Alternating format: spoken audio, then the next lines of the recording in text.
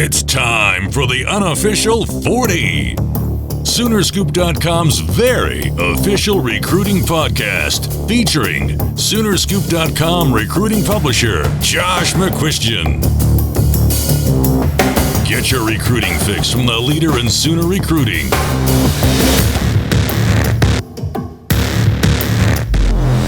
It's the unofficial 40 with your hosts, Soonerscoop.com publishers Gary Murdoch and Josh McCuistion. Eddie Prince. All right, we're back in action. It is time for another unofficial 40 with the entire gang who is here. And we took a week off. Eddie went to San Diego. How many Wells vagina jokes were made out there? Not too many. San Diego's a cool town, though. It is. I like San Diego. I'd be willing to go back. So Eddie is back. We are back in action. Josh McCuistion joins us. I guess we need to talk about this off the top. Josh is getting ready. Now, you have not... What is the... Like, Lainey in her interests, your daughter we're talking about, is she full on... Like, what's her favorite movie to watch over and over and over again right now? She rotates a lot. Right now, we're really into Tangled, which, I don't know if you guys know. It's kind of like Rapunzel, like a kind of alternative story of how that played out. So I think that's the most expensive Disney movie ever made. Really? Like, it cost like $260 million to make. For maybe it was the voice actors or something.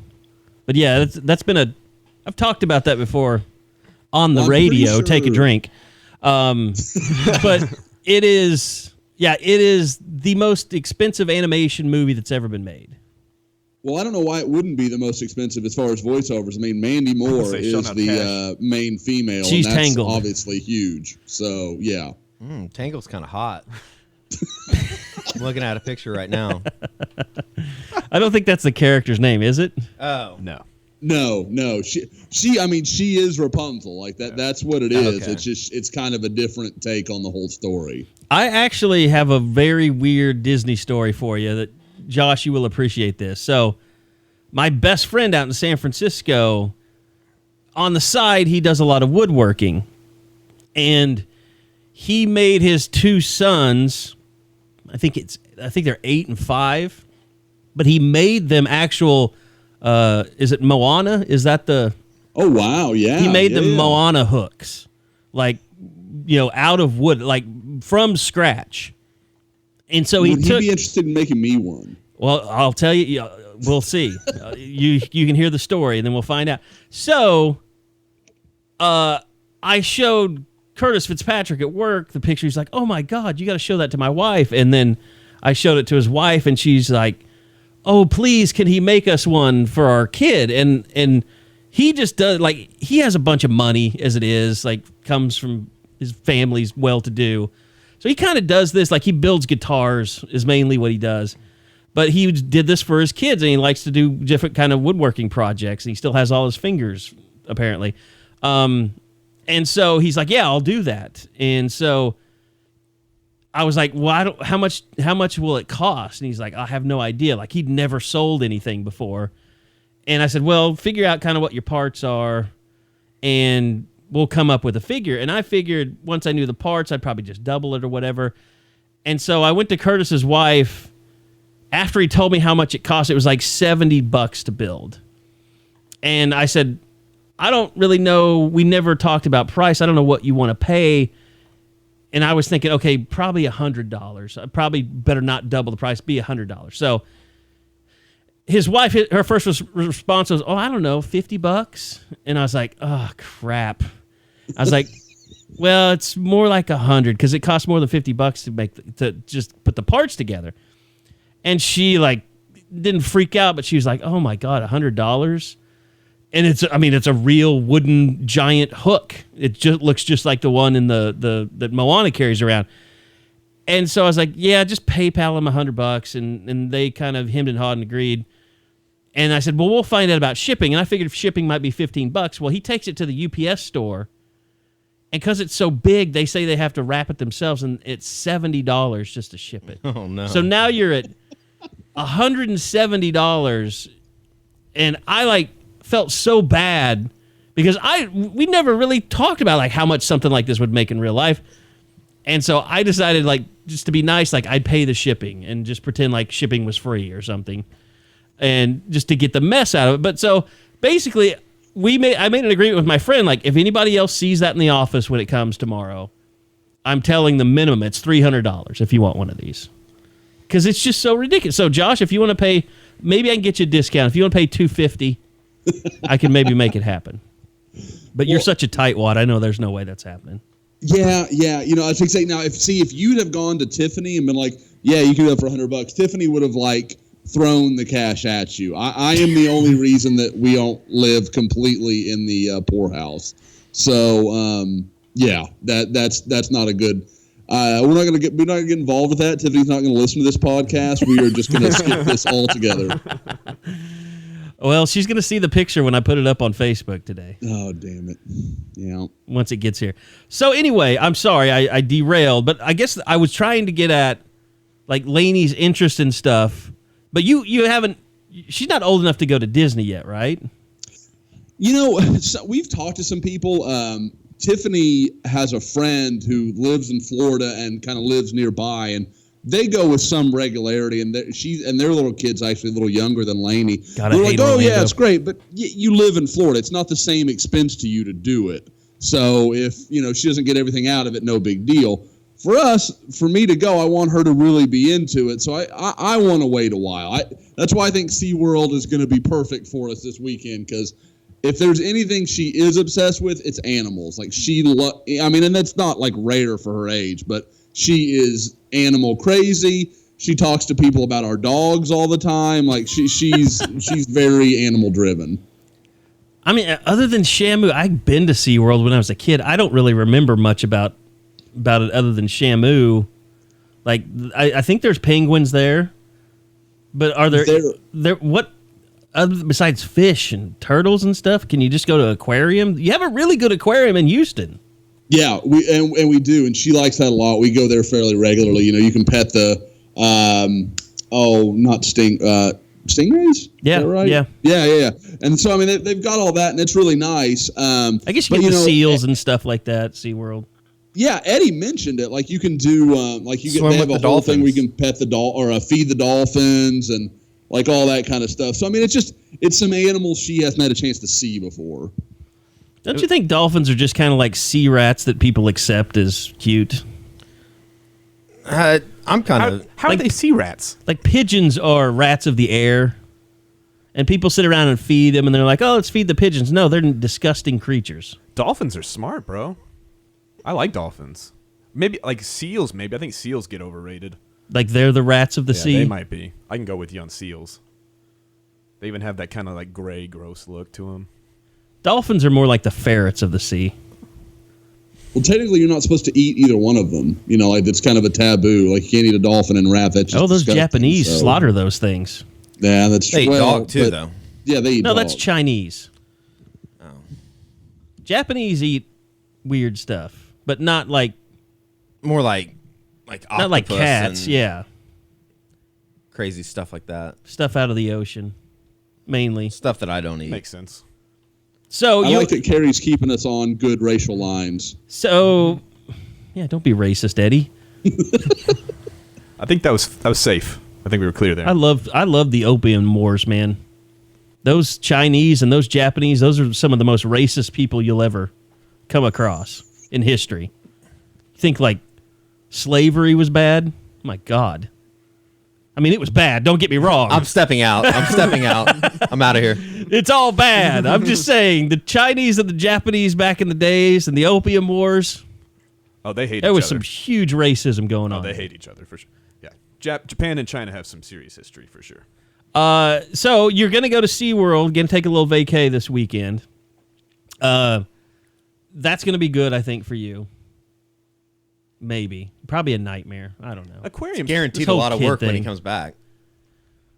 Yeah. How many commits go down while he's and there looking could at be Shamu? There could be a commitment like right when you start your vacation. That's a very good possibility.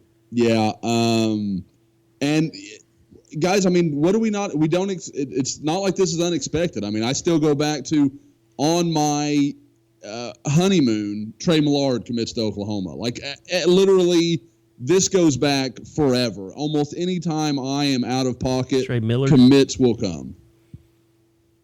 Trey Millard. Yeah, is it okay? I would have gone with Millard. It's been a while. Yeah. People forget. Yeah. Well, it's probably That's like if you expected me to remember some recruit 5 years ago that signed and then never showed up. Like that would be on you. If I did that, it should be excused. Somebody asked in the chat last night, like an NFL guy from OU that didn't pan out, that was surprised. I know a lot of that was injuries with him, but he was so athletic and big. I thought Trey Millard was somebody that was just ripping up his knee. Yeah, just injuries got him. I just don't think that. Well, if you would have told me that Aaron Ripkowski is going to have a better career than Trey Millard, I would have definitely said you were wrong. By the way, since we're talking about San Francisco, which is where he signed as a free agent, is there any buzz? Like, I've asked people in the NFL that are playing, like, hey, call Blake Bell and find out what the hell happened with KD Cannon. Like, that is one of the most bizarre. You pay a guy $45,000 guaranteed to come out for a week, and then you cut him before that week is even over. One of the only guaranteed contracts given out. That's not a regular practice. I mean, he had to, like, there had to be caught doing something. blow or something. I don't know.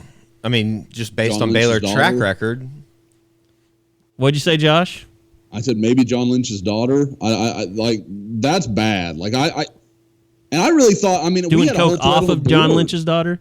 Yeah, I mean, maybe he was caught doing that. I don't know, but like it's there's something really bad. Like, and I saw some talk of like, oh, he looked lazy. They're not cutting you over $45,000. Because you didn't run back to this, like, no, that's not happening. I will say this, though. I mean, like, did you see that thing that John Lynch, put up about their culture and what they expect? And, I mean, they are taking that stuff really seriously. But then why sign KD Cannon? Yeah. Why not do the homework to know since high school? Well, I mean, even when he was coming out of high school, it was just always so, I don't want to say weird, but, the whole...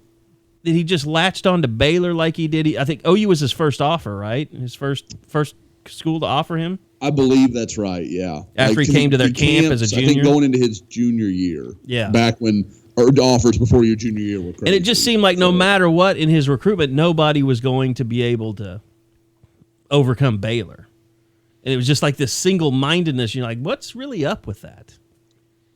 And then you don't really know him as a kid, what he was like in college, but he must be a horrible person.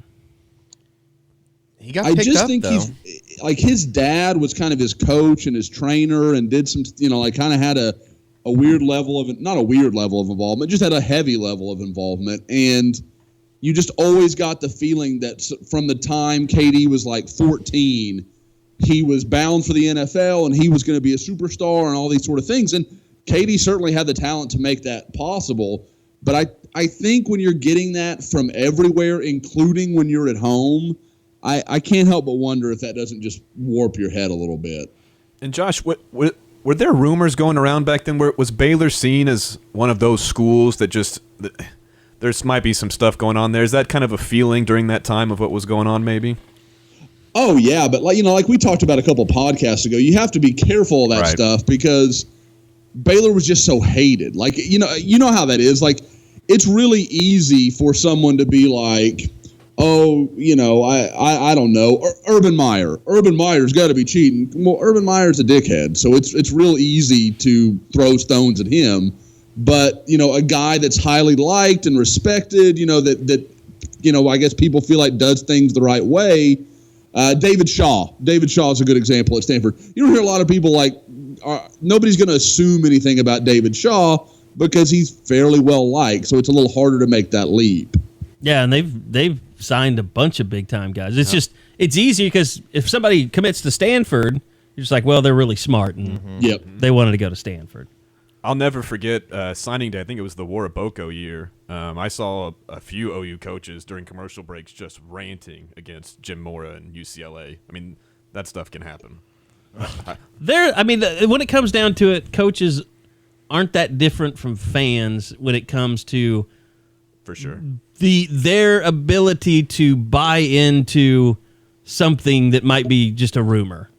Like, they rant and rave, and they're like, this must be going on, or this has to be going on. I mean, I've seen it over and over, but in some cases, like with Ole Miss, yeah, there's something going on. Yeah. Well, and with the UCLA thing, I've said it once, and I'll say it a million times again, I guess. But if you choose to go to UCLA and play football, you don't care about football. Yeah. You don't want to win. You don't want to be successful. Unless you're from LA or something. True. But if you're coming from a different state, you just don't care. You don't care about football. You don't want to get better. I think it's safe to say that most of the kids from California that have come to Oklahoma really cared about football. Yeah. But some of them, recently, the Hatari Birds, the Micaiah Quicks, they had their own issues that they couldn't overcome. They were their own worst enemies. LJ Moore. LJ Moore. Oh, LJ Moore was coming on. He was just an entrepreneur, is what he was. Bringing business to the state. He came to was he a business mate? I need to go look in an old media guide. He came to business school, is what he came to do. A different kind of business school. School of Hard Knocks. Yeah. End of the day, you can't blame a guy for making money. For whoring out his girlfriend. An OU cheerleader at that. I mean, he had the whole thing down pretty well. That is just fascinating. As a man who has been single for a long time, I want to know how to make your girlfriend turn into a prostitute. Like, it's called drugs. Methamphetamine. You just get her strung out on something. I think so.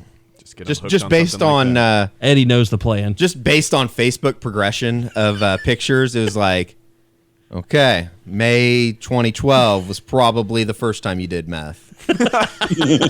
And then it just got demarcation. Yeah, it got worse and worse as they went on.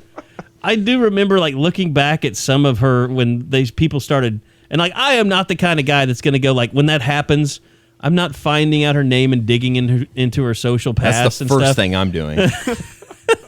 But seeing some of the posts that she had up, they'd be in Vegas or something, and she was like, "It's so great to wake up one day with more money than you had when you went to bed." Whore. Yeah. Did she really say that? Yes. Yeah, that was like a tweet. Well, shit. Talk about a red flag. Yeah. It was was bad. How else are you having Are you playing blackjack in your sleep? What's going on? Exactly. Hey, police, come arrest me, please. My God. Hey, if you can sleep on the clock, more power to you.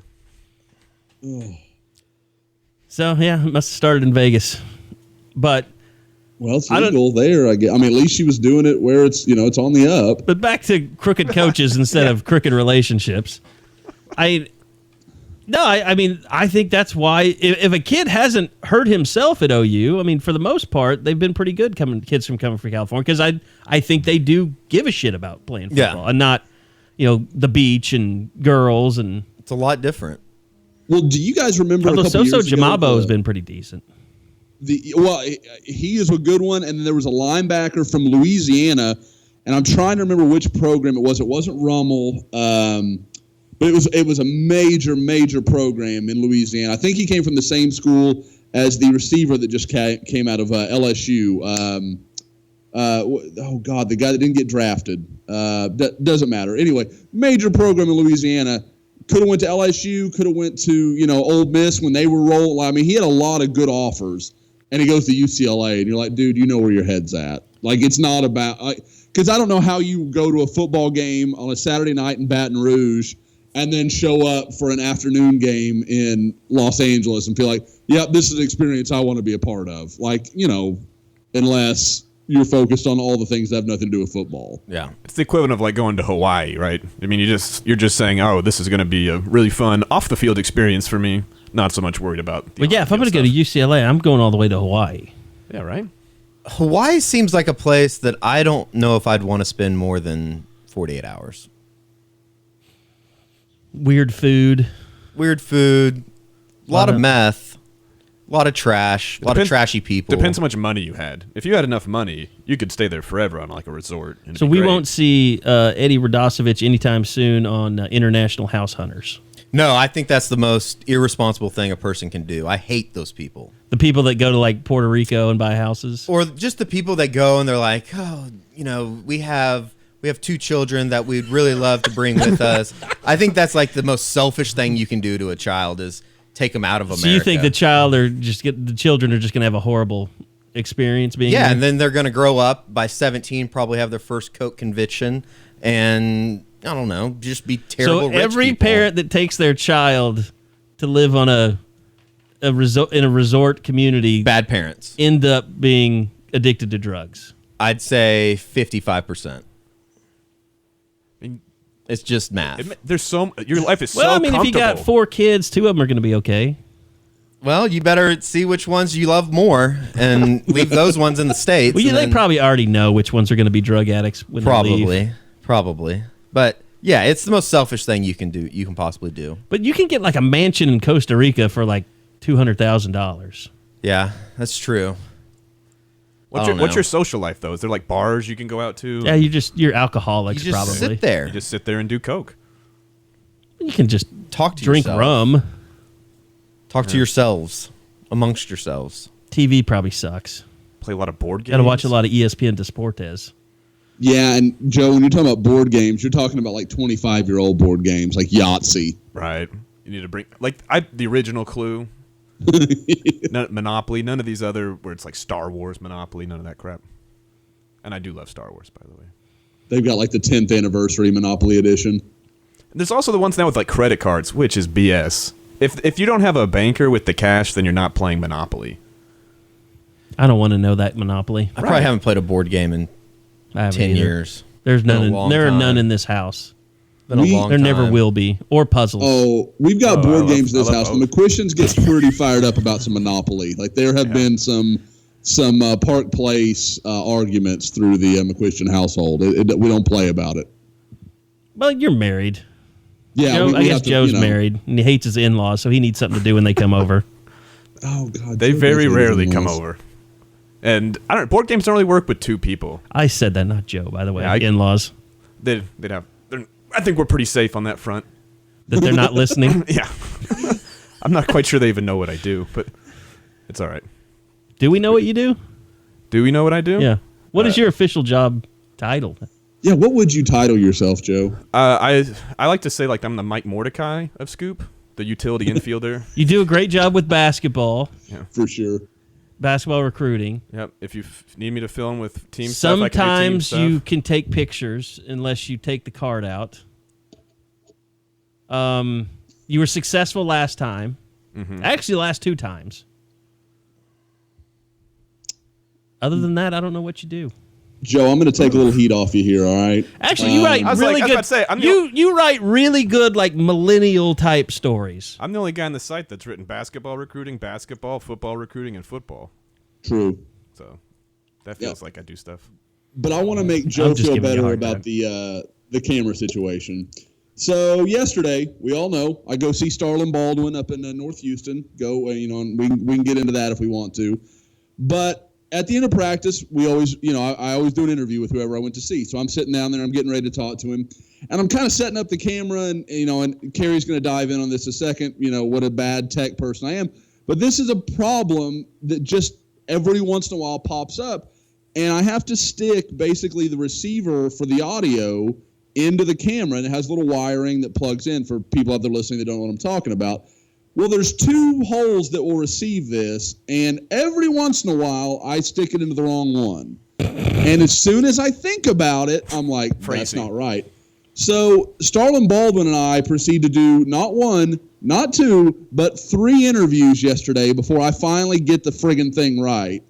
And Starlin, to his credit, was super cool, didn't complain, was like very, very patient with me being an idiot. So... So when he commits somewhere else besides OU, you're to blame. Yes, if he goes somewhere other than OU, it's on me. I think on we your can go ahead and camera say work. that. That's not. At least you redid the interviews. I probably I wouldn't did. even gone that far. I would. After the second time, I would have been like, you know what? I'm sorry.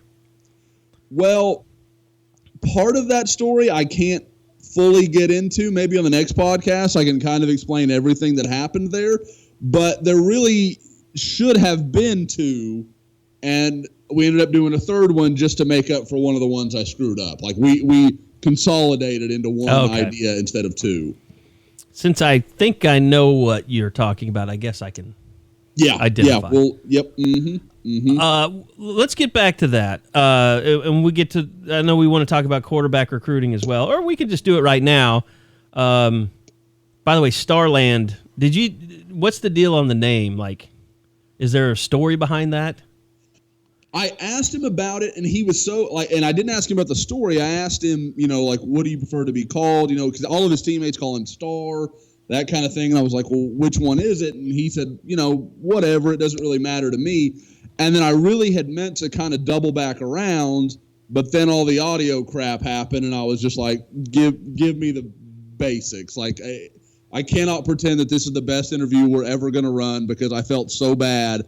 I was like, let's just handle point A to point B, and then I'll come back up and we'll handle the fun stuff. You know what I always do, and I had to do this with Marcelius Sutton, is like we interviewed him after the spring game, and he was talking about, he was wearing the number 7 because one of his friends died, and that wasn't the number he grew up wearing, but it was his friend's number, so he wanted to do it to honor him. And so I went back over to talk to him after the interview because I wanted to get his friend's name, make sure I had it spelled right.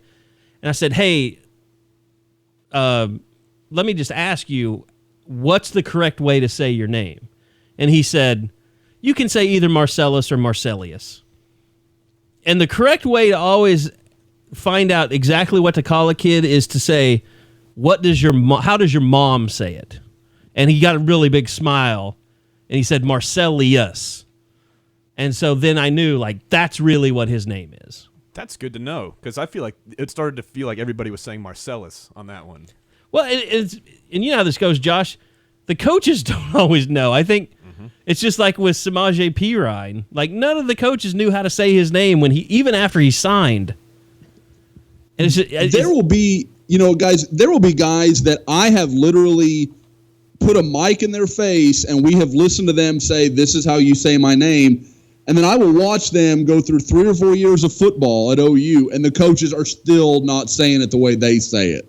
And I don't know if they just don't care or what it is that makes them go in that direction, but it is always hilarious to see some of these names come out of their mouth. I think it's probably because it is just weird because, they're around their parents, they're around the moms. They hear the moms call them probably, or when they need to come to the phone or whatever. But it is one of those really strange things that coaches never really care to learn exactly how to say a kid's name. Like Bobby Jack Wright was probably the worst at it that I ever remember. When you just refer to guys as, you son of a bitch, it really doesn't matter. You idiot. Yeah. Dummy. 34, get over here. I actually, last weekend, I went down to the Kings of Leon concert in Dallas. Is that a drink? What's that? That is a drink. Yes, that's a drink. Yeah. But the reason I actually have a reason for bringing this up. I took Lewis Baker with me. He'd contacted me about a month ago. We kind of just been talking back and forth. And so I just called him and said, hey, I am coming down for this concert. If you want to go, let me know. And literally, we were sitting out in the parking lot it was 1:30 in the morning. Sharing a split. This is at Fair Park. No. I still have never smoked the dope to this day. Not that I'm opposed to it. I just haven't done it none yet. of the 3 of the rest of us dive in on that topic. Yeah, I know you boys. Plead the 5th. But literally, he told Bobby Jack Wright and Brett Bauer stories for about 30 minutes until I realized we're at Fair Park at 1:30 in the morning on a Thursday night. Nothing good can come of this. We need to leave. We need to get those recorded. Except for a Brett Bauer story. But he just thought, he said Bobby Jack Wright's biggest problem was that he would just yell at you. He would never tell you how to get better or what you needed to be doing. He just expected you to do it, or he would yell at you. And one time, he thought he would be helpful because he was... Remember there was that time when Lewis was kind of back and forth between safety and linebacker? Mm-hmm. And so Lewis kind of knew what they were supposed to be doing when he'd been moved to linebacker, so he came back to try and help the team. This is like such a bad story to hear now. He came back to help his teammates, like, okay, you need to be doing this and doing that and doing that. And so the next time they had to stop practice and Bobby Jack had to yell, he was just like, you're a bunch of idiots. You're never in the right damn place. And he goes, you guys need to figure it out. Or we can get Lewis, Mr. Smarty Pants, to come back here and explain everything to you. It's just like, my God. Like, what kind of a monster are you? No wonder they weren't getting better. Damn it, you helping my players improve? Get out of here. What? Didn't Bobby Jack land R.J. Washington, though? Wasn't that his? Oh, he was really good. At one time, he was one of OU's best recruiters. Tony Rufus Jefferson, Alexander. maybe? Wasn't Tony Jefferson one of his, too? Kerry, would you say Bobby Jack was the best, like, throwback coach, like a Switzer era type coach? Oh, yeah. Without it. I mean, like stories. Good to talk to. Kevin Wilson's up there, I think. Every once in a while, I'd just stop Bobby Jack in the middle of, and he always hated me for it because he yelled at me one time. He's like, "You're always interrupting me." But like he'd say things like, he's just got his dauber down. We got to get him back up. And I say, "What's a dauber and how's it get down?" And he just thought that was hilarious. But he thought getting your dauber down was a really dirty term, and I don't think it really is. Your butt's the dauber? Is that what I think your dauber is just your confidence. Actually, no, it was a big thing on the board for a while. People researched it. It had something to do with a wasp. What? Like their stinger or something. Okay, I remember that. You remember now. that? Yeah. Some people were saying it meant your dick in the dirt. It's actually on Urban Dictionary. I don't always trust them. It just says someone who is depressed about something menial. Look up Alabama Hot Pocket while you're there. I've done it. I did it Don't. 2 weeks ago. You've done an Alabama Hot Pocket? No, I've looked at it. I've looked at it. Don't look it up. I don't know what it is. Now I want to look it up. Especially if you have a weak stomach. I thought we looked it up. Oh, no, I think I Shin did was weak here when stomach. we looked it up. Oh, okay. That was the one that you missed. That Joe. was our best podcast ever That makes sense. when Joe wasn't here. Man. Makes complete sense. Kerry is so passive-aggressive mean to Joe sometimes. I am really mean to Joe. I just have to be mean to somebody. It's really cold in this spot because it's always shade coming from Kerry this way. Joe Oh. still gets paychecks. He knows I appreciate Yeah, him. but those checks still cash. The Alabama Hot Pocket, huh? All right. Don't read it. No, the podcast is not. We're not going there unless you want to be bleeped for the second time in history on this podcast. I'll save you the work. But I'm making a mental note. Don't go home and tell your wife I told you about that either. Oh, no. I don't need wives hating me. No, this stays in the circle of trust. All right, except everybody, except for the 13-year-old that's listening to this somewhere in Tuscaloosa. Do we have like a thing that says you have to be a certain age, or are we just cool? Oh, it's called COPA. That's what's going on with Silicon Valley that's right what, now. that's what I thought of it. I just saw that episode. So are we clear? No, Yahoo is smart about COPA, yeah. Season is good so far, I will say. It's been really good. Silicon Yeah. Valley. Yeah. I would say I haven't seen the finale of Billions yet, but the next to the last one was fantastic. I think I'm gonna start watching that. I haven't got good. into it, but I think I'm going to. It would be I would enjoy watching that as a binge. I might do that. Because it's kind of like House of Cards. It's like because it's so heavy on financial stuff and trading and the U.S. Attorney's Office. It's a little heavy. Like it's not just like Silicon Valley is just like very light and funny. Yeah. And like Veep is the same way. Like it's fun to binge a little bit. Game of Thrones it's almost a mistake to binge Game of Thrones because there's so much stuff you forget. Like I'm gonna have to go rewatch the end of last season before the next season starts. Yeah, and you can't rewatch old seasons. You kind of just have to go one season of rewatching a Game of Thrones. You can't try to start at season 1 and try to come all the way back. Couldn't be done. I watched it all in a week. The entire show? Yeah. Holy cow. That was my vacation last summer. Did it help you retain stuff, or was it harder that way? It's harder to retain stuff. There's people talk about it, and I'm like, I don't remember that. Plus, during staycations, I'm usually drinking heavily. That doesn't help. So, Billions sounds right up my alley. What is Billions? I guess I Okay, Paul there's Giamatti. the two main characters. Paul Giamatti is a guy named Charles. And then it has the guy from, is it Damian Lewis? Yeah, from Band of Brothers. From Band of Brothers, that was the main character, and then he was in Homeland a lot. And he is this billionaire trader named Bobby Axelrod. Chuck Rhodes is who Paul Giamatti is the U.S. attorney or attorney general for the district, and he's always trying to nab all these trading firms for insider trading. And so he and Chuck Rhodes and Bobby Axelrod, and Chuck Rhodes' wife is the firm psychologist at the trading company, at Bobby Axelrod's company. So there's all kind of layers and connections. It's just really good. I like it. That sort of stuff, I don't know why I'm always into it. One of my favorite books I've read in a long time was one of the Enron books. Like I'm that guy. So totally I watched that documentary on Enron. It's kind of a tough watch, but it was interesting. Love Enron. The one I read. You love Enron? Yeah. The bastards that they were? Yeah. I want to get involved in some illegal trading like that. Oh, the one I read is called Conspiracy of Fools, and I don't want to go into the whole thing, but like the guy basically just through all these series of interviews, it's a guy named Kurt Eichenwald. He wrote the Informant, the one with Matt Damon, where he's just a complete idiot and he keeps screwing up all these FBI investigations. I saw that. Okay. Yeah. It's like in Iowa, set in Iowa or something.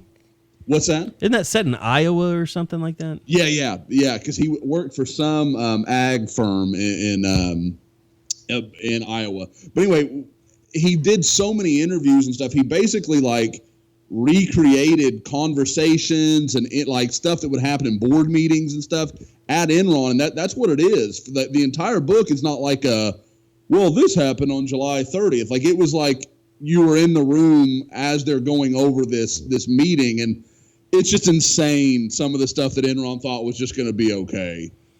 Well, I would add Better Call Saul too. It's with Gus Fring being in it now. It's been fantastic, and I'm not caught up on that one either. The last one I watched is when she got his brother to admit that there was a duplicate tape. The best part about that show isn't even Saul; it's Mike. When you watch that, every time I watch Better Call Saul, I'm always more excited about the Mike Ehrmantraut storyline than the Saul one. He's and I'm a curmudgeon, but he's such a curmudgeon. Mike's a badass. I mean, it's so like cool. He sees all the angles. Yeah. And he doesn't want to deal with your shit. Yep. He's the definition of grizzled. He was willing to kill Jesse in, what was that, season 3? Oh, spoiler alert. But who then became his best friend. Yeah, but he then took under his wing because he saw how bad Walt was for him, He's a good guy. But he's a realistic guy. He doesn't get ungrounded. Then Landry Clark killed his girlfriend. Was it Landry Clark that killed her? Who's Landry Clark? From Friday Night Lights? I haven't seen that show yet. My God, how do you work for us? Friday Night Lights is magic. I don't think Eddie's seen it. I've seen the movie. Eddie, you've not seen Friday Night Lights, a TV show? Nah, I don't really care for it. I think because any good coach would have got his ass fired after the first season when they didn't get to the state semis or whatever. Coach, job evaluations directly after the podcast. What's his name? Coach what? Taylor? Coach Taylor. Yeah. And Tammy Taylor's wife. F him. I don't think he's if you hear clear eyes and full hearts and don't want to run through a wall, I don't know what to say to you. Like that's just I've watched episodes. I just haven't watched all of it. The murder season is really bad. But other than that, they're all magical. And then Michael B. Jordan. You get Michael B. Jordan. I don't really care for him either. Oh my God. Okay, let's start talking about recruiting or else I'm going to fire everybody. So I know there's all kinds of panic about pretty much everything. We haven't gotten past the panic of the decommitments yet. The woe is me is still very strong on the board. And I think the quarterback situation proves that with Martinez and then going out and putting another offer out there. But Josh, just kind of fill us in. Cameron Rising goes to Texas. We talked about that on the last podcast, and the coaches were scrambling to kind of find another candidate. They found one, and now people are concerned that they're moving on from their second choice. So kind of catch us up to where OU's recruiting of quarterbacks is right now. Well, the second guy you mentioned, the first offer they made after Cameron Rising's decommitment was Adrian Martinez from the Fresno area, a guy that I like a lot on tape. I thought there was not a real noticeable drop-off between himself and Rising. I thought Oklahoma could win a lot of games with Adrian Martinez. I thought he's a little different than Rising, but very good. But really at the time of the offer, and even as of a few days ago, there was a lot of groundswell that Oklahoma was going to be where he would end up. And I think that was a lot based on just Oklahoma's track record at quarterback, Oklahoma's track record in Fresno, and it was just going to find a way to work itself out. Well, just some conversations I've had in the last 24 hours, it sounds like maybe that's not the case. And kind of the first indication that I got that maybe I needed to check around some more on it was yesterday. Eddie found a tweet that Oklahoma had gone by Waco Midway to presumably see Tanner Mordecai, their quarterback that's, got Baylor, Kansas State. I mean, he's got some good, mid-level offer. Yeah. Not that superstar, offer until a few days ago when Georgia offered him. Well, then last night about 10 o'clock, word got out that Oklahoma had offered him as well. And just based on the comment we've always heard from Lincoln Riley, and it's something I know Joe's talked about a lot, I know we've just talked about a lot as a group, is Riley wants to focus on his one guy, get his guy, and then start moving on, to whatever other positions he needs to help his offensive staff with, and on to the next class of quarterback recruiting. He wants to get that squared away as quickly as possible. Well, I think what's going to end up happening here is Oklahoma wants Martinez either in the boat or out of the boat, and I don't think he's going to commit to Oklahoma until he can take a trip to Oklahoma. Well, that won't be until the fall when he could take an official visit. I just don't think it's within his means to do right now. So I think he's going to end up picking Tennessee in all likelihood, and then I think Oklahoma is going to have to push for Tanner Mordecai. If that doesn't work out, move on to the next guy, because in spite of what people think, Oklahoma needs a quarterback in this class. It could get really bad really fast if they don't get one. Yeah, if you have an Austin Kendall transfer out, and then exactly, then Kyler Murray wins the job, and he's sitting in there for 3 years, and Chris Robinson says, "Hey, I want to try something else." Yeah, then all of a sudden you're sitting there without a backup again. It's just interesting how that works out, though. Because I think a lot of people will look at that as them saying, we would rather take a lesser quarterback just to say that we have one in the class. But look, you cannot discount the fact that Sam Bradford won a Heisman Trophy as their second choice at quarterback. No, I don't think that the Mordecai kid is bad by any means. I think it's funny that that's how some people will perceive it, is that they're going out and saying no to a highly touted 4-star kid when if they just waited, possibly they could. Oh, you're saying people are mad for not waiting. Right. Well, like we've talked about, guys, quarterback recruiting is so different than any other position out there. It's very unique in the way it's handled. Quarterbacks kind of understand the game. Quarterback coaches like Lincoln Riley, they know what it's like.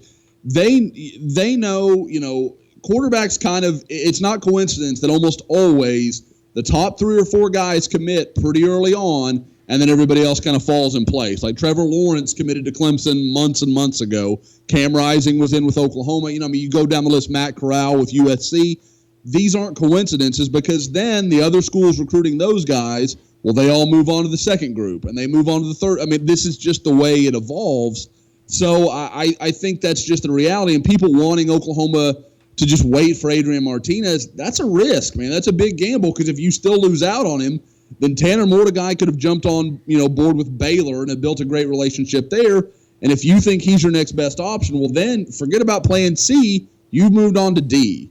And at that point, you're really talking about guys that you're going to have to make a big projection with. With Mordecai, I don't think he's on Martinez's level. He's certainly not on Rising's level, in my opinion.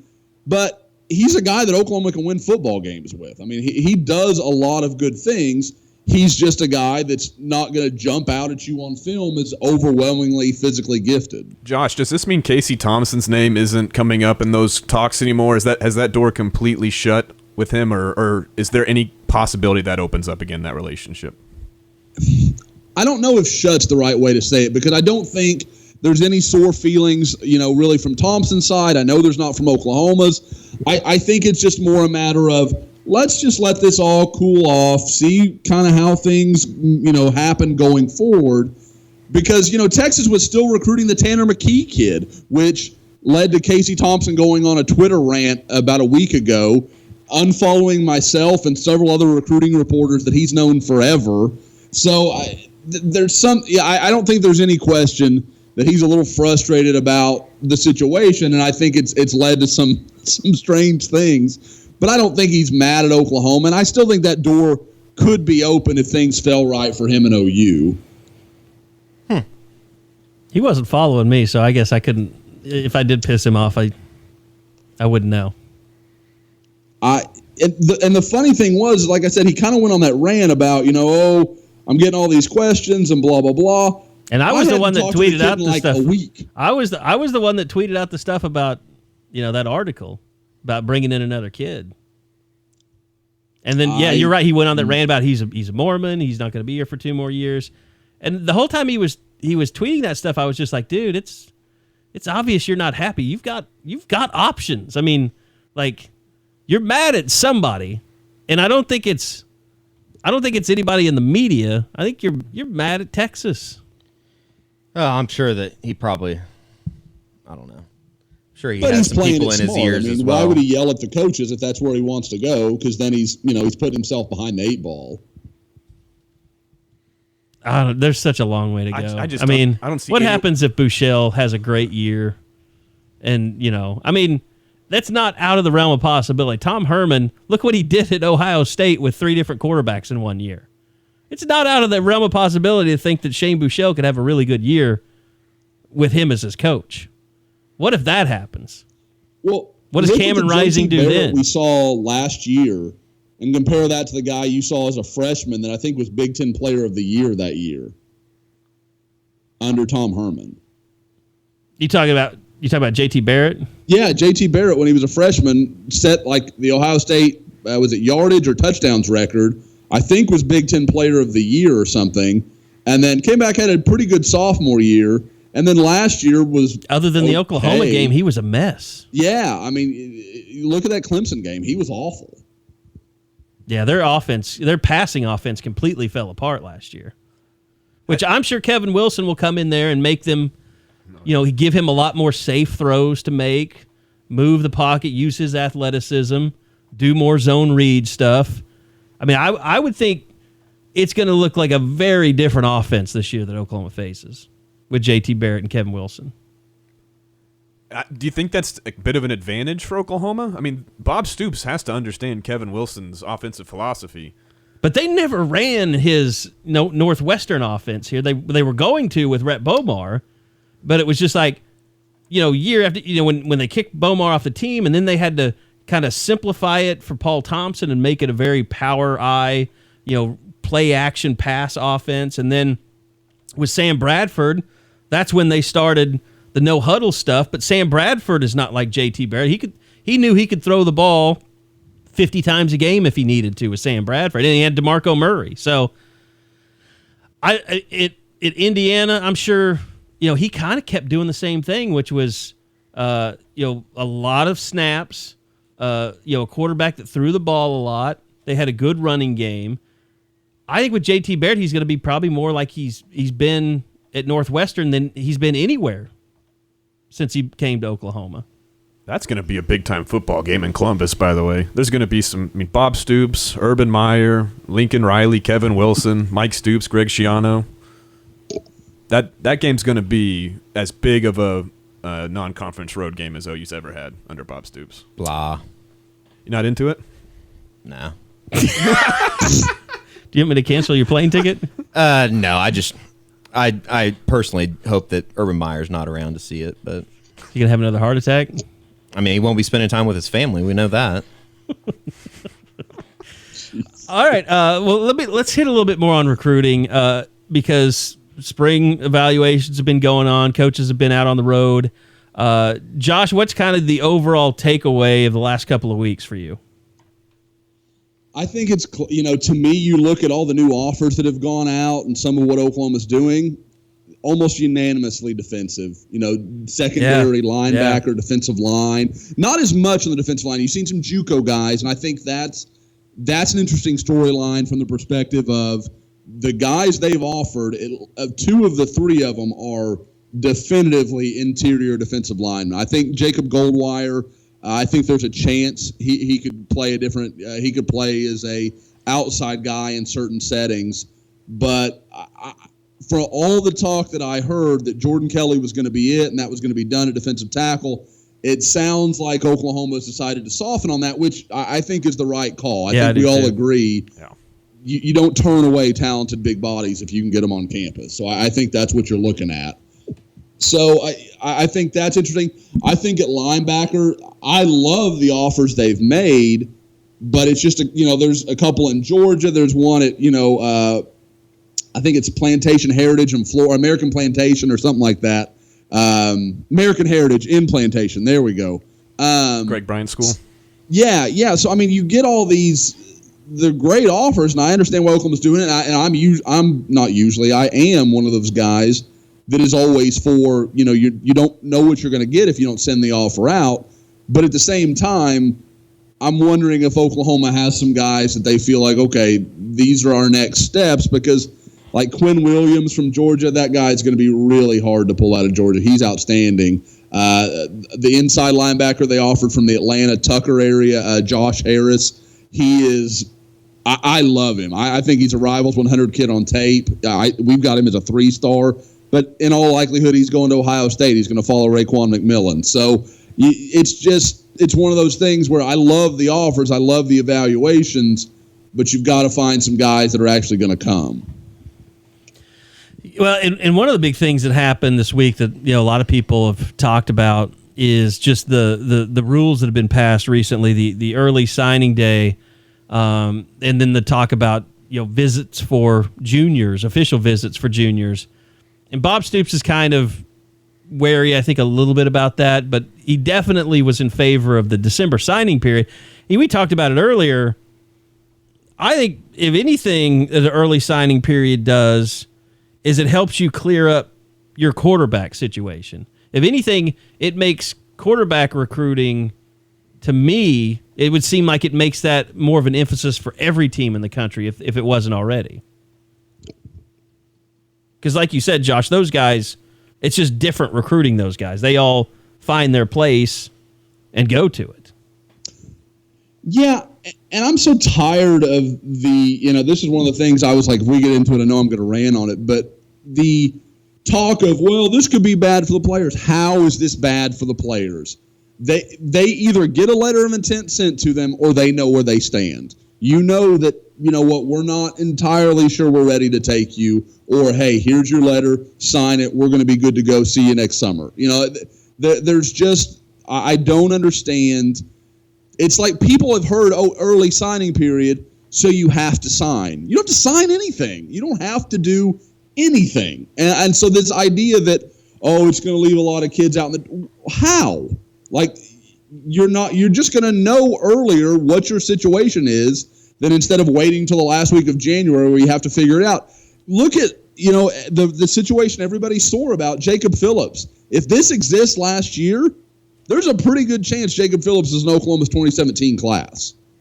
LSU's relationship with him was incredibly, small, you would say, at that point in time. Like, they were still trying to get their foot in the door because Ed Orgeron had just been hired. Or Josh, he doesn't sign in December and Oklahoma expects him to, but then there's a red flag for Oklahoma that, okay, we can maybe start moving on to some other guys earlier. That gives the coaches at least also a place to know where they stand. If they send out a letter to a committed guy and he doesn't sign it in December, they might say, okay, well, maybe we need to start moving on to other guys.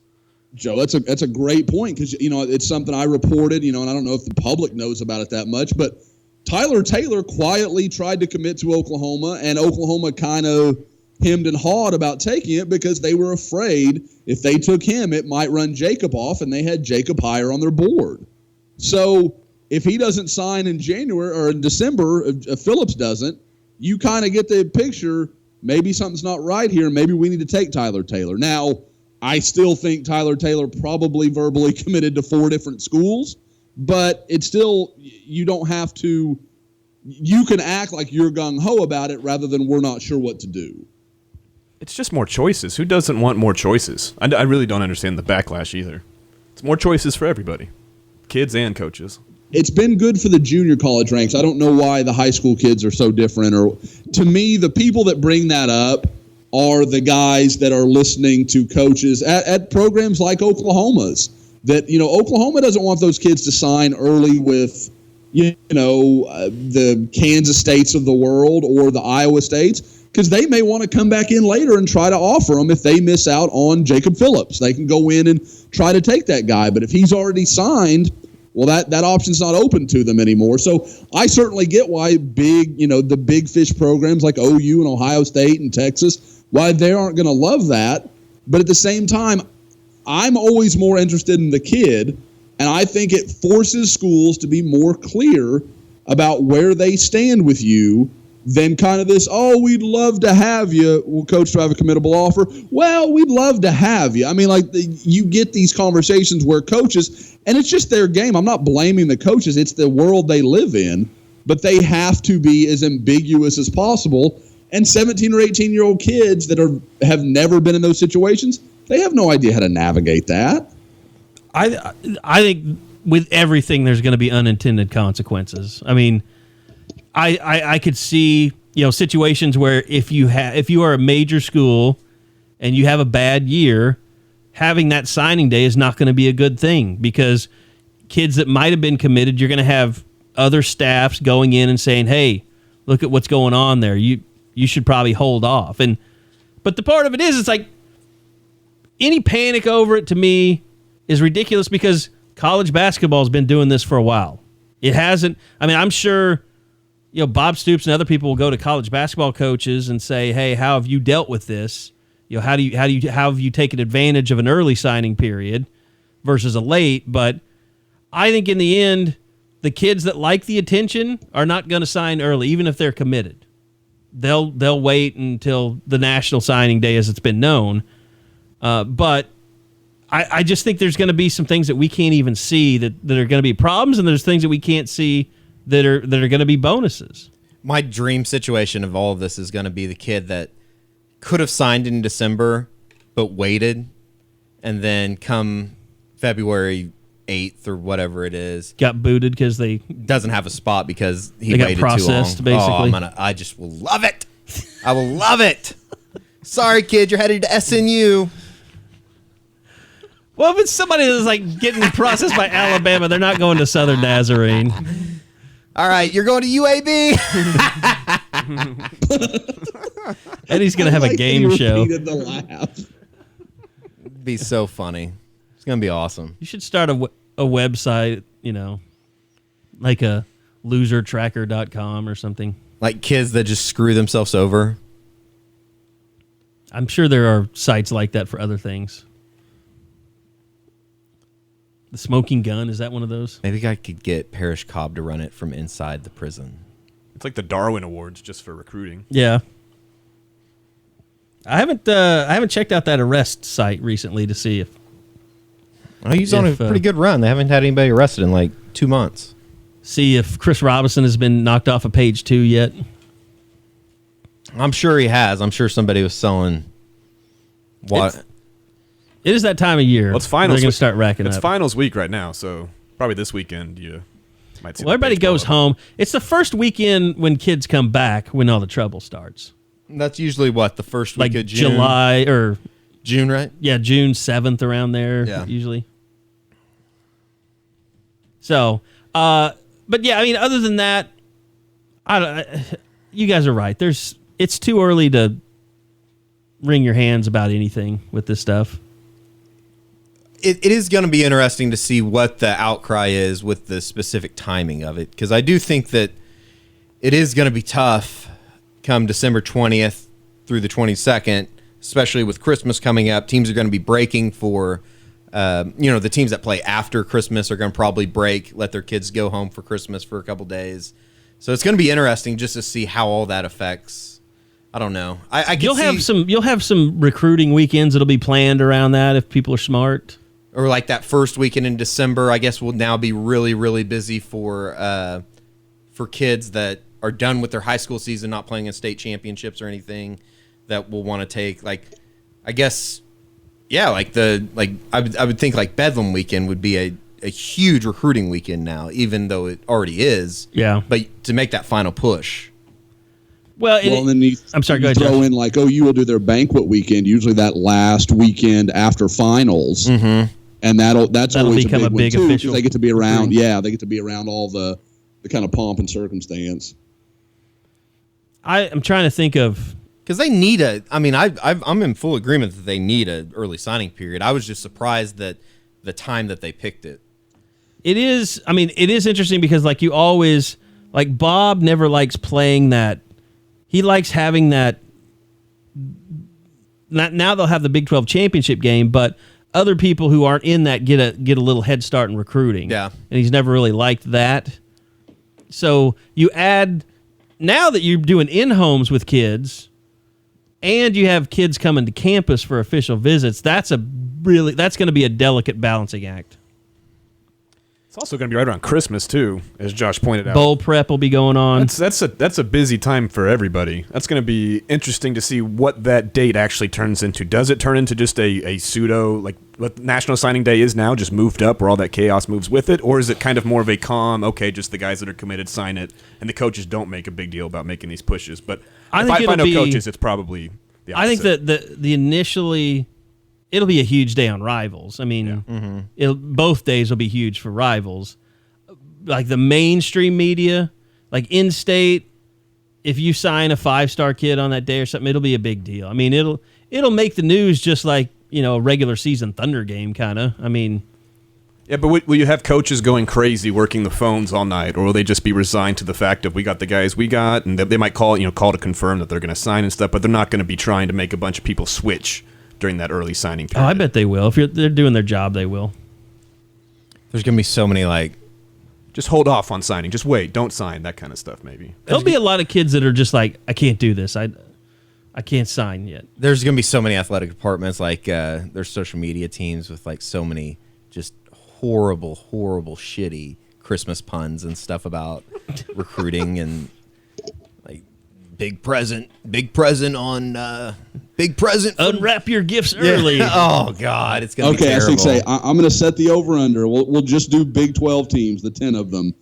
We will set the over-under at 6 of them have something about Christmas come early, either in the headline or in the lead paragraph. Well, here's another thing leading up to it's been a topic of discussion because of the talking penis Paul Feinbaum.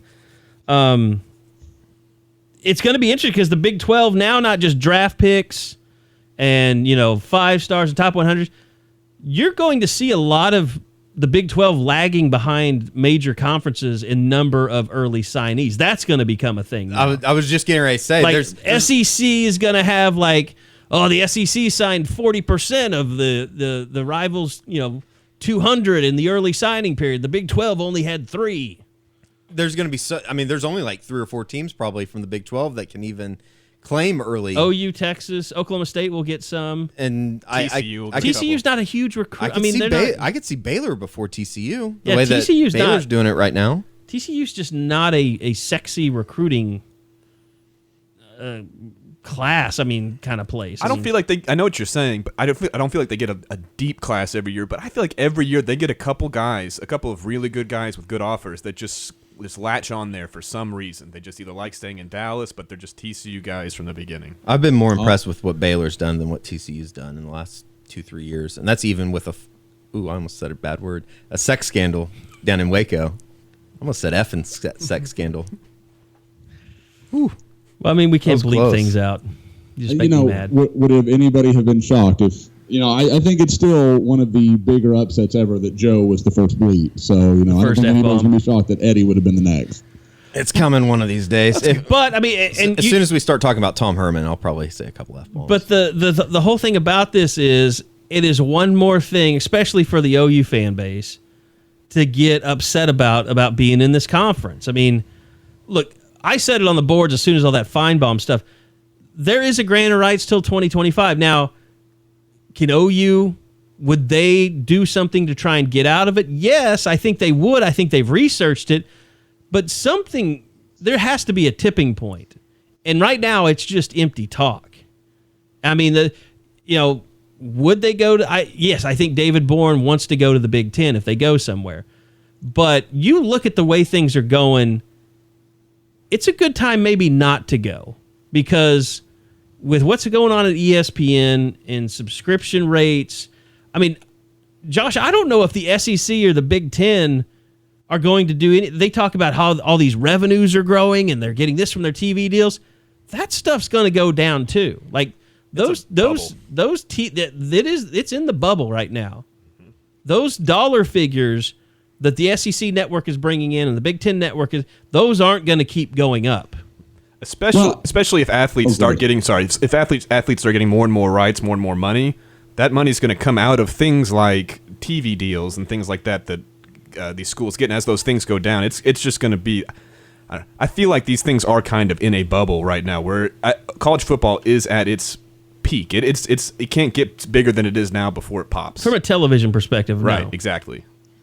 Yeah, they're going to have to find. I mean, Nick Saban making $11 million a year, like it's like anything else, and it's the same problem that how ESPN got themselves into this. They thought there was an unlimited amount of college football interest, and it's just not the case. Like, you can't. They've just oversaturated that market, and now everybody's going to react. Well, the dollars are going to start to react too. So every coach that won 8 games in the MAC isn't suddenly going to get $5 million a year in the SEC. That's just not going to happen, and that these things will start regressing a little bit. And like you said, that's going to filter down to all sorts of other things. And you brought up Feinbaum, and I heard him this morning, and I can't remember what show. It was on Sirius XM. Yeah. I can't think of anything more asinine than him talking about, I don't know if you guys heard this direct quote, he was like, I have no doubt if OU could leave right now, they want to go to the SEC. I think of the 3 major conferences that seem plausible, I think that would be Boren's last choice. Definitely. For David it would Bourne's be his last choice, but I don't think it would be Joe Castiglione or Bob Stoops' last choice, because the Pac-12, they're a disaster when it comes to television stuff. I mean, they're almost bankrupt with their TV network. And like, I know someone who went out there for a visit just to go to their studios, and they said it was like Valhalla, like it was immaculate. Like their initial impression when they walked in was, this place is going under. Like, there's too much opulence. Like, and they're not. I mean, we know, Josh. We've talked about this for years and years. I mean, the passion for college football on the West Coast is pathetic. And now that you got 2 teams in LA, I don't know what the passion for USC football. Well, they've got to get good first, right. But USC has been the only outlier in that. And Oregon seats 40,000 people. I mean, come on. And I doubt there are. I don't know. There are outliers. Like, Washington's pretty good when it's good. Yeah. But you're still right. Seattle. I mean, you're absolutely right. Seattle is a Seahawks town now. Yeah, I mean, you're right. They need a shining star that conference does, and it's been USC. I think Washington has that capability. They have a few schools that have that capability, but right now they have nobody carrying that mantle. And when it's like that intention, it's not Arizona. It's not Arizona State. Sure is, and it's not Utah. It's not Colorado. It's not going to be any of those schools. So I don't see how the Pac-12 has that shining school. Oklahoma has the benefit in the Big 12 of being that school. And I've said it before, maybe you just be Miami in the Big East back in the day. Just have the easiest conference schedule ever, but your team is great and the national media respects you. You win you have a tough out of conference game every year, and you deal with that and you run through your conference schedule. Then at the end you should be right there undefeated, 1 loss. The problem is that's so different. Miami doesn't have to leave their own city to supply all their talent. Yeah, like that's a good point. It's so different, and I know what you're saying, Joe. Like, I get the idea. But it's hard to sell kids on coming to a conference where if Texas will get their crap together, you're probably going to play 1 nationally televised game, maybe 2 a year. Like, you're going to be on regional games because nobody gives a crap about Baylor, even when Baylor's in the top 10. Nobody cares about TCU, even when they're in the top 10. That's why they got left out of the playoff 3 years ago, because nobody cares about those two programs. You have two name programs, and if one of them isn't where they need to be, it screws the entire conference. That's a great point, Josh, but I will say the way to counter that is if there is a void in Texas and a void in California, Oklahoma can fill those voids, and right now there's a void in both. And that's true. Oklahoma needs to jump on that opportunity and really, 2017 is a great start, and you hope that 2018 gets better if you're Oklahoma, but those are two areas. If you can start locking down some big names out of Texas and California, you can maybe make yourself the school west of the Mississippi, you know? I think that void in Texas, though, is closing, minute by minute, as each commitment that Tom Herman in Texas gets. Yep. I'm not surprised by what they've done down in Austin. I think it's very easy if you're a good recruiter to be able to sell the University of Texas and what they want to try and rebuild. But, I do think that Oklahoma fans should be cautious about it, because I do think that Texas eventually is going to be better. They can't be horseshit for the next 15 years like they have been for the last 8. Yeah, comparing recruiting Texas to the guy at the bar that has the best game is the stupidest crap I've ever heard. Texas walks into the bar and is fat, drunk, and stupid, and they're still going to go home with the hottest girls because they're Texas. There's nothing. And I'm not saying Tom Herman is an excellent recruiter. I'm not saying that will be the case with this staff. But Charlie Strong went to one bowl game in 3 years, and 2 years ago had a top 10 recruiting class and closed like a monster on signing day. Don't tell me you've got to have a great game to recruit to Texas. Don't be completely idiotic and you're going to be fine. It happens. But I will also say it helps when you put the Ambien in the girl's drink when she's not looking as well. Don't say that. Oh my God. That's basically what Tom Herman's doing right now. Is this a metaphor? Yeah. Don't say okay.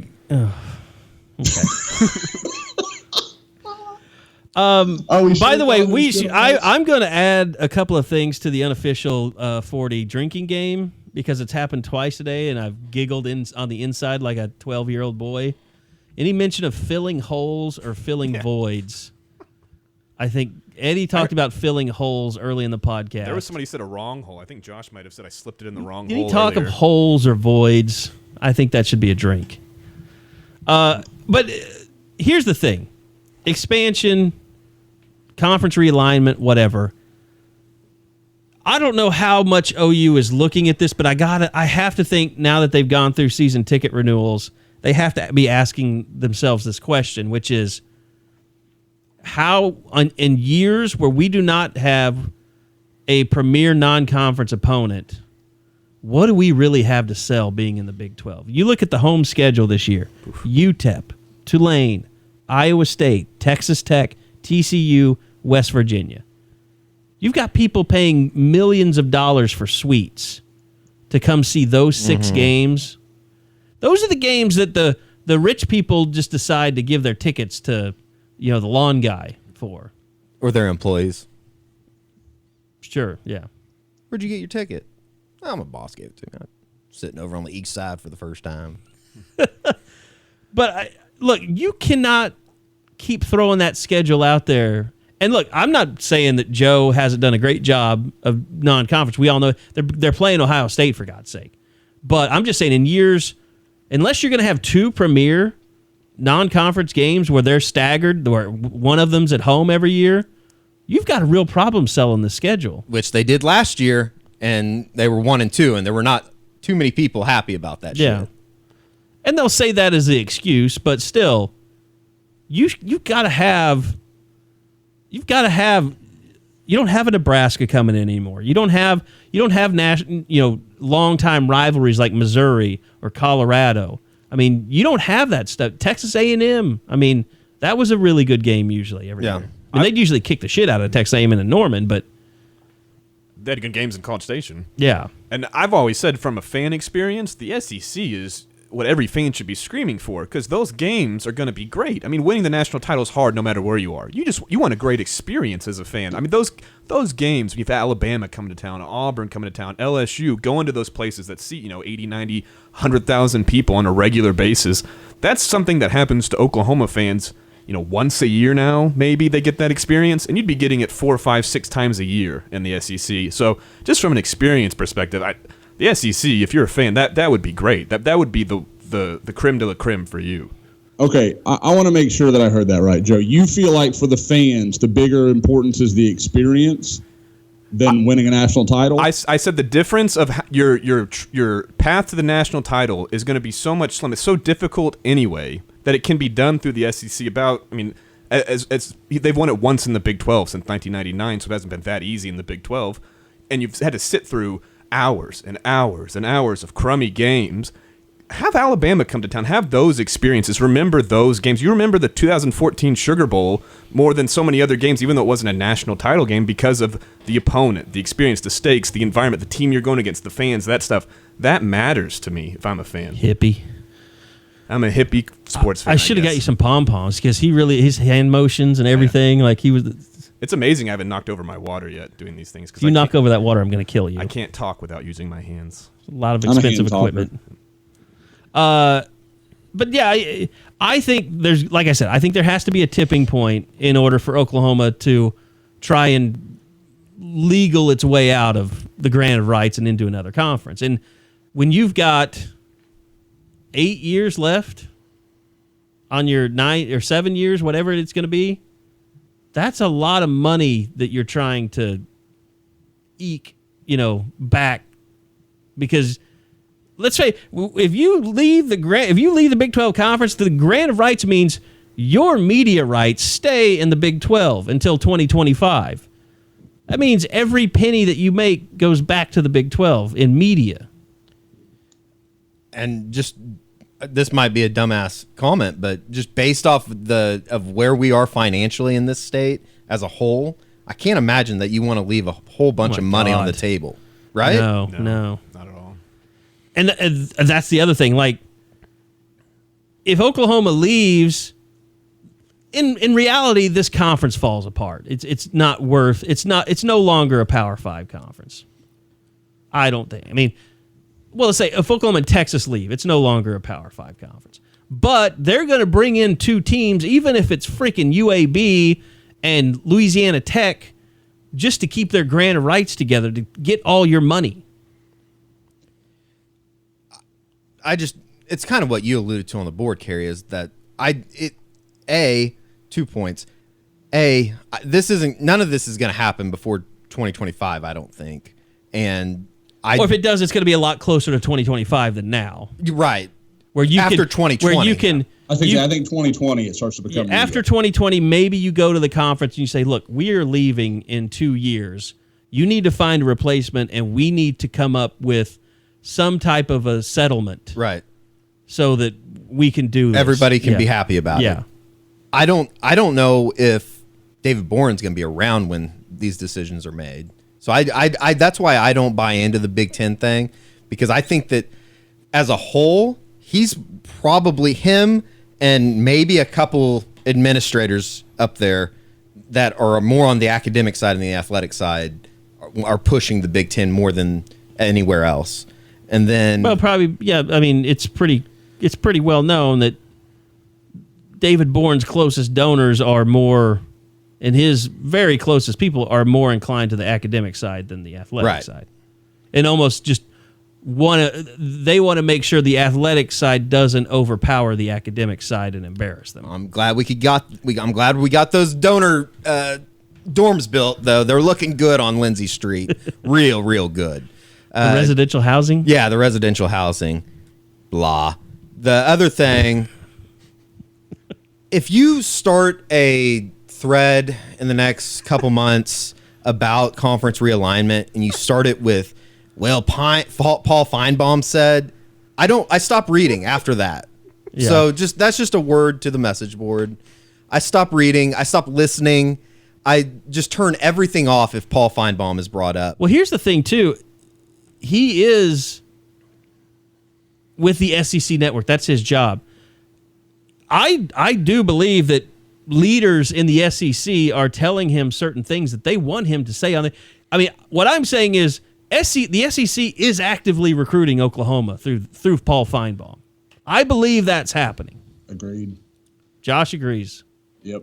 Through Paul Feinbaum? Yeah. He's their mouthpiece. There's no conference that has something like Paul Feinbaum that can just push their agenda all day, every day. He's not. He has too big of a footprint in that conference for that conference not to give some blowback or pushback, or just to tell Paul Feinbaum, hey, stop saying this stuff about Oklahoma. We don't want them. Yeah. He absolutely has the blessing of people in the SEC to throw out Oklahoma like he's doing, because they won Oklahoma. I could see that. I definitely see that. I just think that it's one-sided, I guess, is the best way to put it. Not saying that Oklahoma wouldn't be interested, not saying that it will never happen.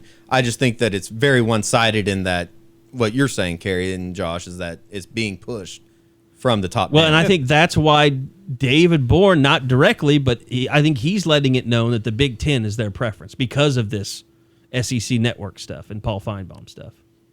The Stoops brothers and David Bourne aren't going to appreciate a message coming from Paul Feinbaum. He's not the guy that I would send as my messenger. No, none of this is coming from OU. He's trying to get fans and alumni and donors and that sort of, because they all see SEC and think, well, perfect. You know, that they don't. I think the SEC is an awful option for Oklahoma. I think it's a perfect one fit. Conference that makes sense, but I think it's a great fit.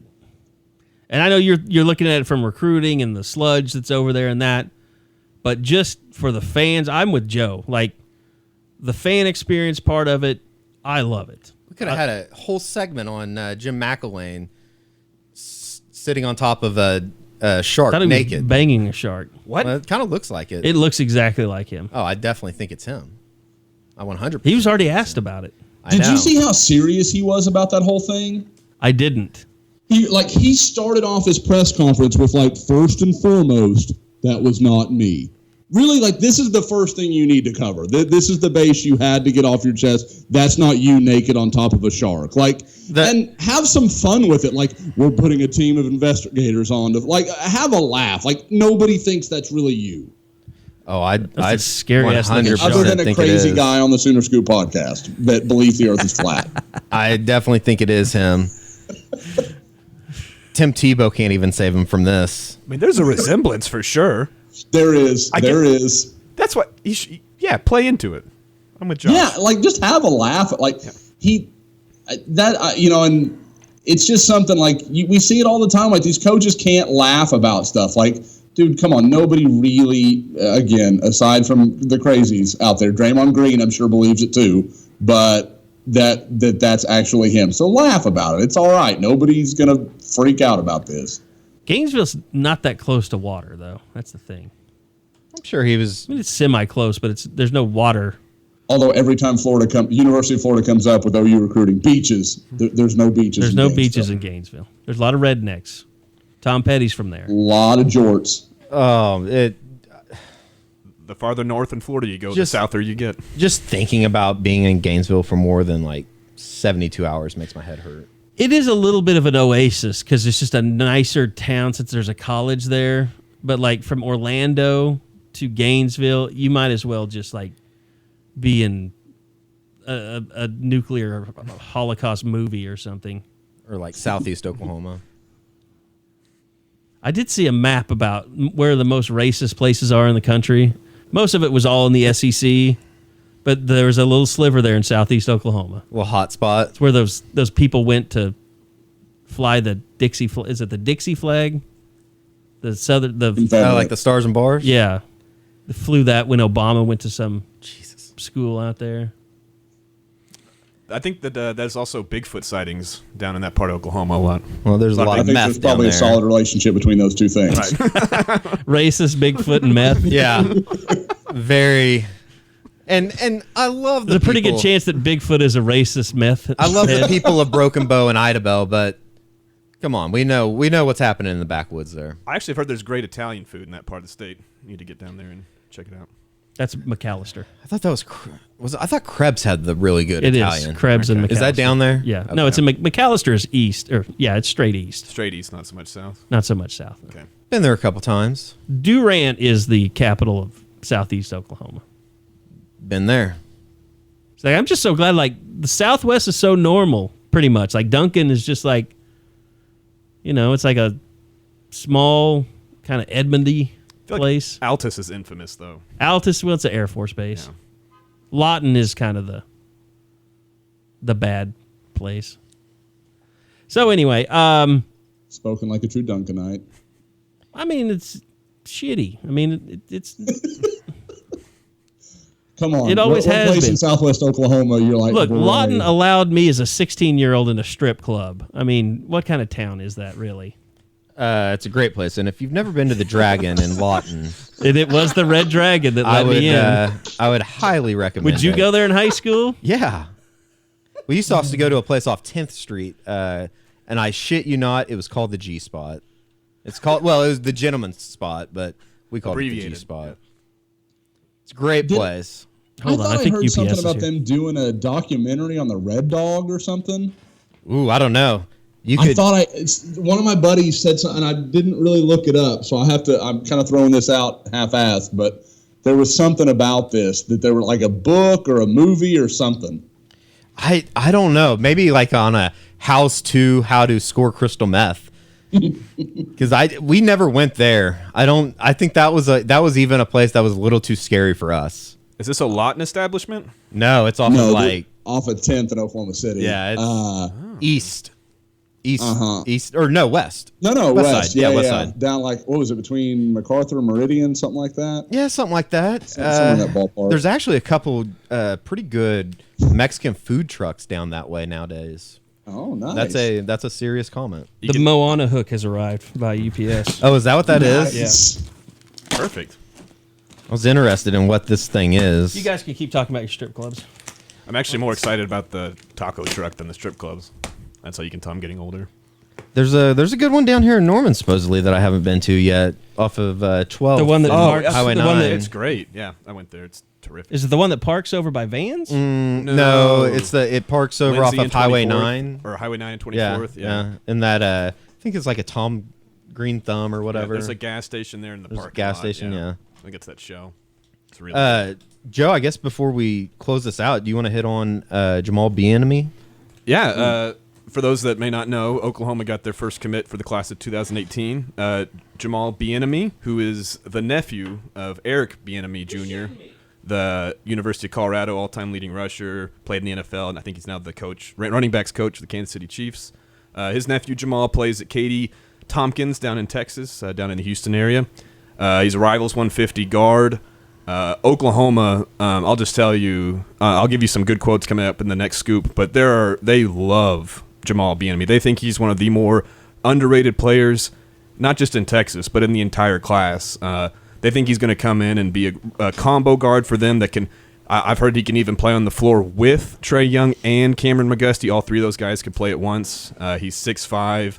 I've heard comparisons to Isaiah Cousins with his athleticism and ability as a defender. So it's a big pickup for Oklahoma, a good way to start the class of 2018. And I know they're really focused on the Houston area in general.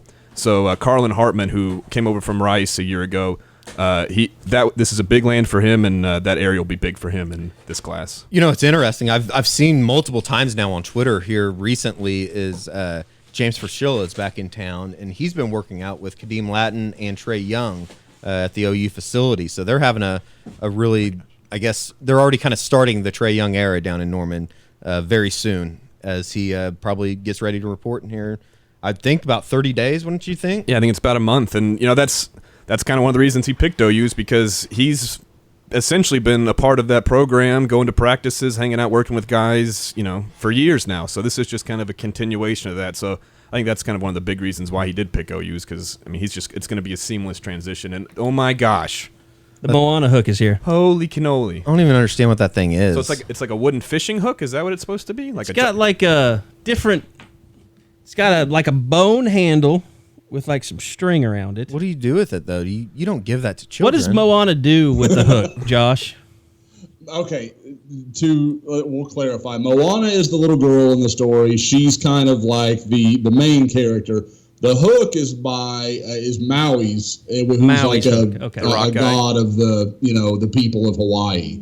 And I don't know what the tribal name for it is. But anyway, so he is part of it, and his hook is where his power comes from. and that's his hook. So, and actually played by The Rock, who may be beating Eddie to the presidential campaign in 2020. So. I saw that. How is his singing in that movie? JR's going to have to be the press secretary if that happens. Carrie, he only sang once, but it's actually not bad. It's one of the catchier songs in the movie. Moana's pretty good. It really is. It's kind of. But what does he do with the hook? Does he kill things? He's like a shapeshifter. He can turn into like a shark or a whale or a bird or whatever he wants to be, or he can just turn back into himself. Plus, it's got there's something else I'm going to forget. I haven't seen it enough to know, but that's his basic powers, that he's a shapeshifter. So it's more like Gandalf's magic staff than like Mjolnir for Thor. It's more like it's not like what? It's not the hammer. Badass of itself. You know the name of the hammer? Mjolnir. Mjolnir. Joe's a closet fan of the show, I think. Of what I love. Are you a big comic book guy? I love the movies.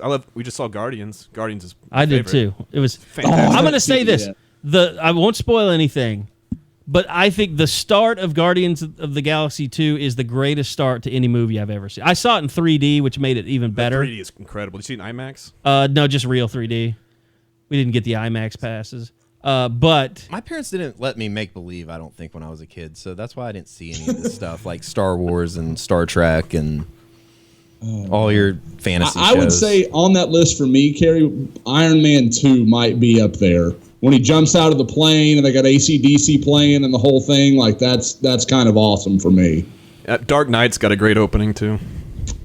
With the bank robbery, the clown mask. Oh yeah, you're right. Open. That's a great one. Yeah. But this one is fantastic. Oh, absolutely. It's funny and it's cute and it's scary and it's just like, I know everybody's seen Baby Groot. You will get a face full of Baby Groot and love every minute of it. It'll be awesome at the beginning. It's worth going to just for the opening sequence. So there you go. All right. I think we're done. Anything else you want to throw out there, guys? I was just going to say I'll be out at baseball this evening. Big 3-game series this weekend in TCU, Norman, right? with TCU in town. OU 32-17, 10-8, tied for second in the Big 12. So where are the regional projections for them right now? 2 seed right now. Loose 2 seed. Warren Nolan had them, I believe, in Arkansas? No, it was. I just completely forgot. I was just looking at it. The latest one from D1 Baseball just came out minutes ago. They had them a 2 seed in the Tucson region in Arizona. And then Baseball America had them a 2 seed in Baton Rouge. So I think that's one you want to stay away from.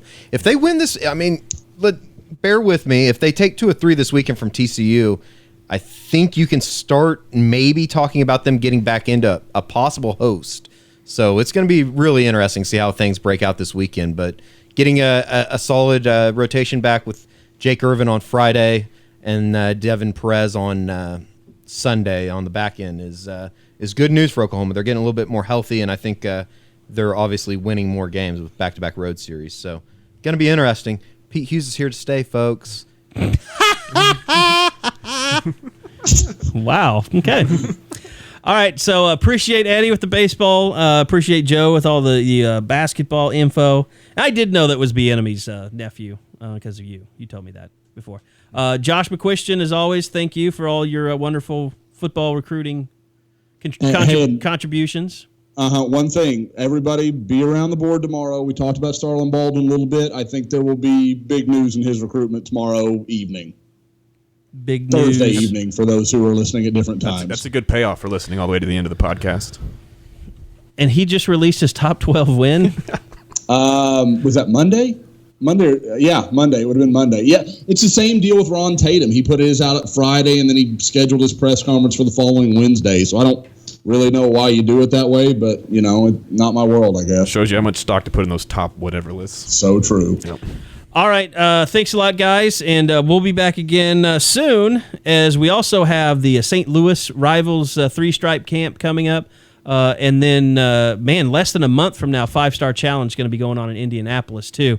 So we will have plenty of that, plus team camps coming up, satellite camps, which I'm Not exactly sure how that's all going to work out, but we'll talk about it more next time.